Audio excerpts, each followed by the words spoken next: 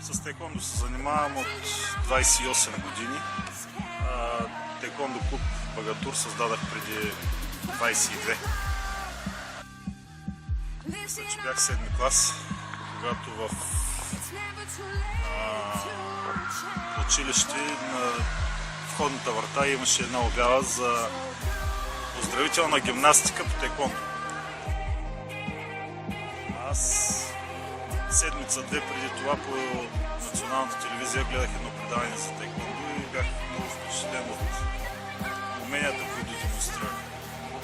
Удари с крака, високи скоци, удари, чупения с ръце. Просто беше... Когато прочетах тая обява за оздравителна гимнастика таеквондо, първо ми стана много смешно и второ започнах на всичките си приятели да обяснявам, че това няма нищо общо с гимнастиката. А точно обратно, това е едно забележително бойно изкуство. Без да се колебая се записах и още помня този ден, все едно беше вчера.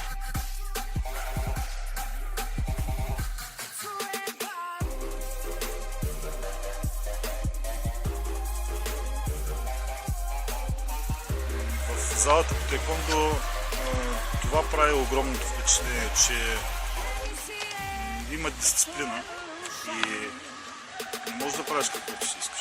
Ти отиваш по желание и изпълняваш това, което ти се каже.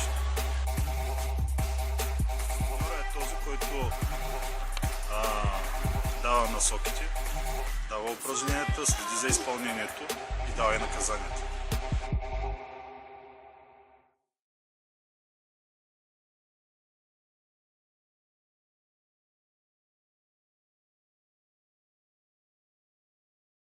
Трябва да ти стиска да се подложиш на тежки тренировки.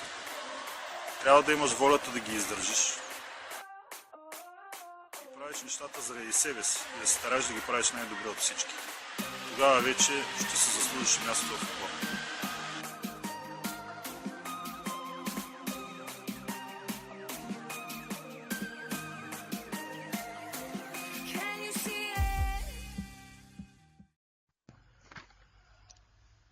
Не знам за мен кое е по-лесно да съм състезател или треньор.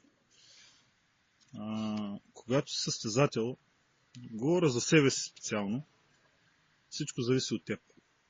От волята ти, от уменията ти, от смелостта ти.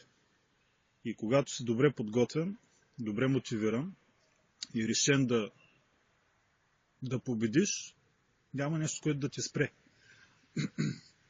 Когато си треньор, нещата са малко по-сложни. Тогава се раздаваш на тренировки, мотивираш състезателите, подготвяш ги перфектно, но когато те излезат, зависи всичко от тях. Ти стоиш само отстрани като наблюдател и вече нищо не зависи от теб. Затова може би е по-трудно да бъдеш треньор. Защото даваш всичко от себе си, а накрая друг човек решава какво ще се случи. Освен това, ти не си треньор само на един човек. Ти си треньор на цял отбор и ако този отбор губи, ти губиш със всеки един по-отделно.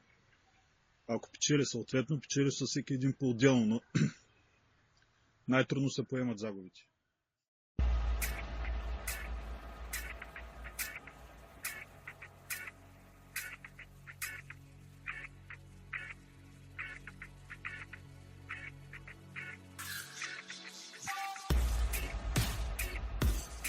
За да си треньор на отбор по таеквондо, на най-добрите таеквондисти, трябва да си минал по целия път, по който вървят те.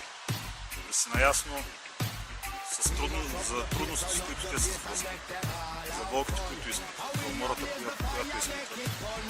И по този начин по-лесно можеш да разбереш нещата, по-пълно да ги разбереш, да им даваш най-правилния път, който да вървят. И факто си гледаш най-добре работа. Не е лесно да бъдеш треньор. Не е лесно да бъдеш треньор на отбор. Най-добрите състезатели и спортисти. Защото това е голяма отговорност.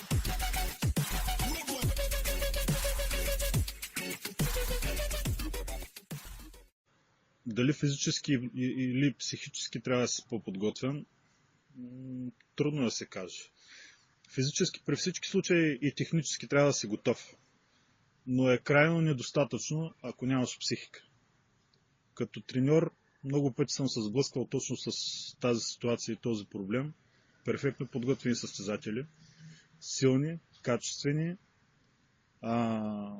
технични, но в критичния момент, когато трябва да излезат да демонстрират тези си качества, те нямат сърцето, нямат духа, нямат стремежът, този силен стремеж към победата и губят. Така че психическата подготовка е изключително важна.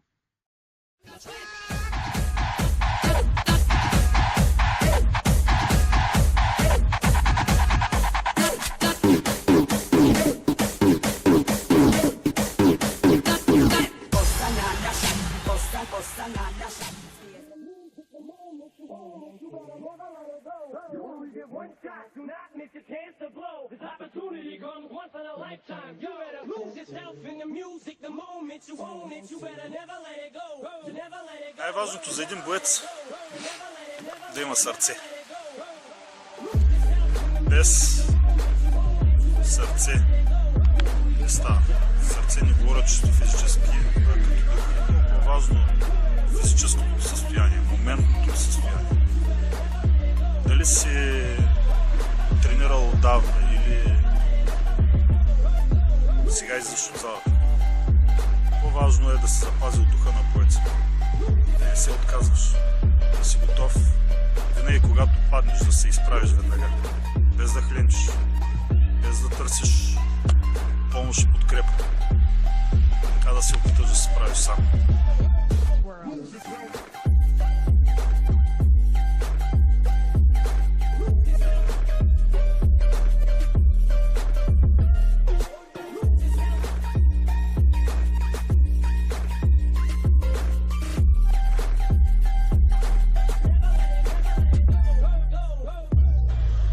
Когато се отдаваш на нещо, което обичаш, нещо, което желаеш и нещо, в което гориш, тогава жертвите, които правиш, не ги оценяш, поне не е в момента, в който го правиш.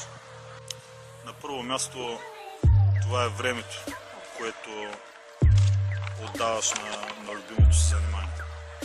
Времето, което ти можеш да прекараш с близки, с приятели, с хора, които обичаш.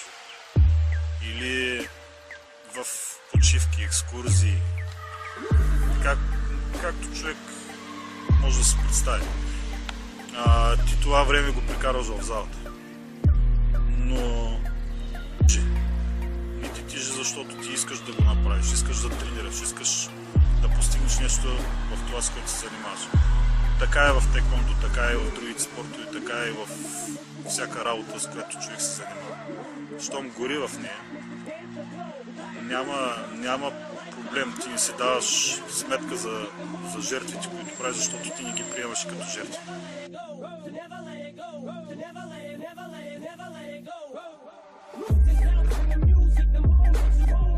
Човек и аз съм имал трудни моменти в кариерата си като тейквондист.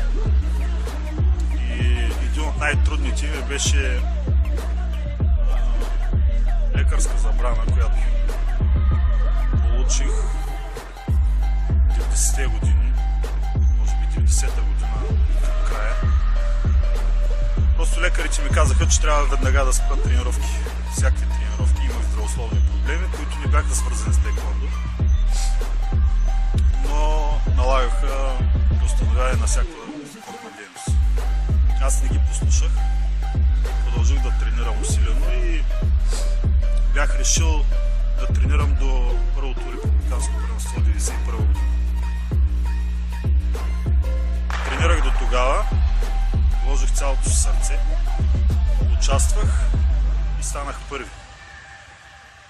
Това прекратих въобще тренировки. Може би за 10 години спрях да се състезавам, а първите 2-3 години в този период и не тренирах.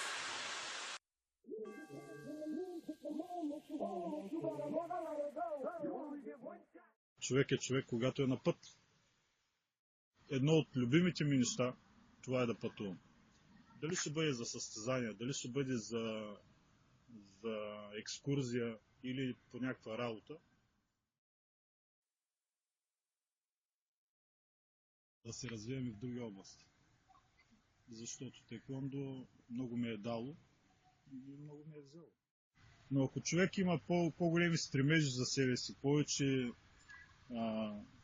желания за живота си да постигне повече неща, трябва на време да се сети и да започне да се развива в повече области, а не само в спорта. Yeah. For those of you that want to know what we're all about, it's like this, yo. This is 10% luck, 20% skill, 15% concentrated power of will, 5% pleasure, 50% pain, and 100% reason to remember the name. He doesn't need his name up in lights, he just wants to be heard, whether it's the beat of the mic. He feels so unlike everybody else, alone, in spite of the fact that some people still think that they know him, but fuck him, he knows the code. It's not about the salary, it's all about reality and making some noise, making a story, making sure his click stays up. That means when he